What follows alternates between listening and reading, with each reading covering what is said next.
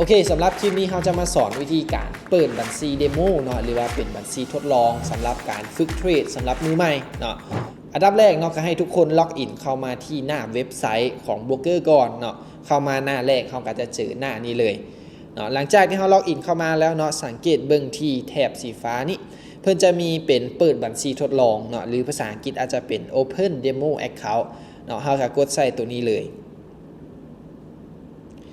หลังจากที่กดใส่แล้วเนาะเพื่อนก็จะให้เราเลือกประเภทบัญชีเนาะแนะนำให้ทุกคนเลือกเป็น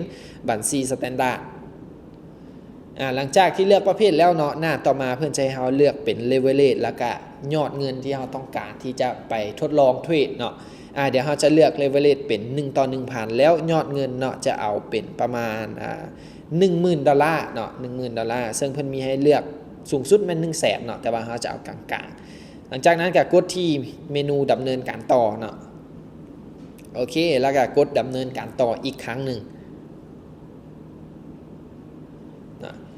หลังจากที่เราเปิดบัญชีเดโมได้แล้วเนาะเราก็จะได้เลขรหัสล็อกอินกับกับเลขรหัสมาเนาะเดี๋ยวหลังจากนี้เราจะเอาไปล็อกอินใส่แอป MT5 นำกันโอเคหลังจากที่เราเข้ามาในแอป MT5 แล้วเนาะก็ให้ทุกคนเลือกมาที่เมนูคำว่าตั้งค่าแล้วกดเลือก New Account เนาะหลังจากนั้นให้เซิร์ชชื่อของ Broker Connect เนาะหลังจากที่เข้ามาหน้านี้แล้วเนาะให้ทุกคนเปลี่ยนคำว่าเซิร์ฟเวอร์นี้เป็น Connect Demo ก่อนเนาะ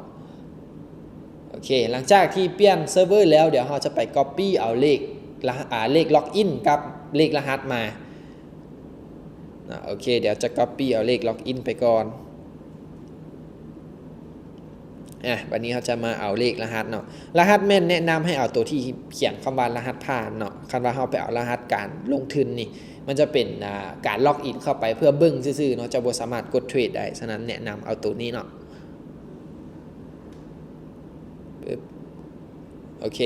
หลังจากที่ใส่หมายเลขล็อกอินและรหัสผ่านแล้วเนาะก็กดเสร็จสิ้นได้เลยเนาะหลังจากที่เขาล็อกอินมาได้แล้วเนาะจำนวนเงินหรือว่าหมายเลขพอร์ตของเขาก็จะถูกล็อกอินเข้ามาในแอป MT5 เนาะหลังจากนี้เขาก็สามารถกดเทรดได้เลยเนาะฝึกเทรดได้เลยสำหรับบัญชีเดโมเนาะหน้ารูปแบบกราฟเนาะหรือว่ายอดเงินอย่างต่างๆเนาะการคำนวณอย่างต่างๆมันจะคล้ายคือบัญชีจริงหมดทุกอย่างเลยเนาะต่างแค่อย่างเดียวก็คือจำนวนเงินที่เราเห็นนี่บ่สามารถถอนได้เนาะฉะนั้นแนะนำเนาะสำหรับมือใหม่ที่หากเริ่มเข้ามาในตลาดแนะนำให้เริ่มต้นการเทรดด้วยการเทรดเดโมแอคเคาท์ก่อนเนาะเพราะว่ามันจะให้เราได้เรียนรู้แล้วเวลาผิดพลาดก็จะบ่สูญเสียโอเคสำหรับคลิปนี้